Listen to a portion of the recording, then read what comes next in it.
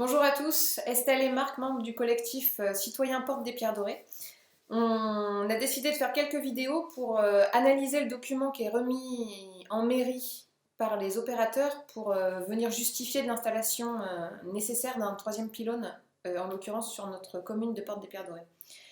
À la lecture de ce document, honnêtement, on a ri et on a été très en colère et choqués du ton qui est utilisé.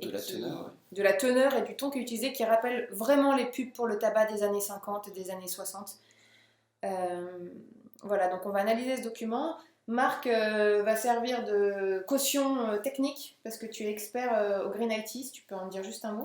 Oui, expert en numérique responsable, c'est la réflexion globale sur le numérique, c'est un réseau national qui a une réflexion globale sur le numérique qui n'est pas uniquement basée sur les aspects économiques, mais qui prend en compte aussi les aspects humains et environnementaux. Donc c'est plein de petites pépites ce document.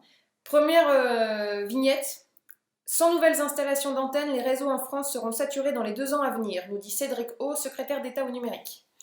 Ouais, Cédrico, il se base sur une étude, comme tous les opérateurs, il se base sur une étude de OpenSignal, qui est un cabinet de consultants qui fait des études pour les opérateurs, pour les décideurs.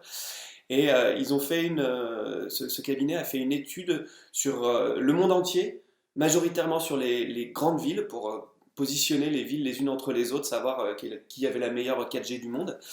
Et ils se rendent compte que plus il y a de monde qui utilise le réseau, plus il y a de ralentissement du réseau. Voilà, donc un peu quelque chose d'évident comme les heures de pointe en voiture. Comme les heures de pointe en voiture, donc c'est-à-dire que quand il y a du monde sur les routes, il y a des bouchons. Et en gros, cette étude, elle se focalise sur les villes, les grandes villes, et elle nous dit que pour éviter qu'il y ait des bouchons, il faut augmenter les tuyaux, donc mettre la 5G. Pour éviter qu'il y ait des bouchons en 4G, il faut mettre la 5G. Et ça, c'est une solution qui est fausse parce qu'il y a quelque chose qui existe qui s'appelle l'effet rebond, qu'on connaît depuis très longtemps, depuis la machine à vapeur, et qui montre que plus tu mets des gros tuyaux, moins tu résous le problème parce que les gens vont utiliser les gros tuyaux. Donc, comme à Los Angeles où il y a des autoroutes 2 fois 8 voies, et il y a toujours des bouchons. Voilà. D'accord. Télétravail massif, école à la maison, visionnage de films, appel à des proches. Le confinement imposé par le coronavirus induit une forte utilisation des réseaux de télécommunications et accélère le processus de saturation. Bah ouais, le mot-clé dans cette phrase-là, c'est à la maison, c'est des usages sédentaires, c'est-à-dire vous faites ça chez vous, le télétravail, le visionnage de films, etc. Sauf à ce que vous ayez envie de le faire, regarder un film en faisant du vélo, ce que je déconseille fortement. Mais ce sont des usages sédentaires et pour ça, bah, il y a quelque chose qui arrive sur notre commune qui est formidable, ça s'appelle la fibre optique et vous allez avoir accès à un internet de très haut débit Beaucoup plus stable. beaucoup plus stable, beaucoup plus pérenne sur une infrastructure qui coûte beaucoup moins cher et qui est beaucoup mieux. Donc c'est plus économe, c'est beaucoup plus stable. Et donc prenez la fibre optique. Et si vous voulez avoir le téléphone très haut débit chez vous, bah, vous vous mettez en Wi-Fi.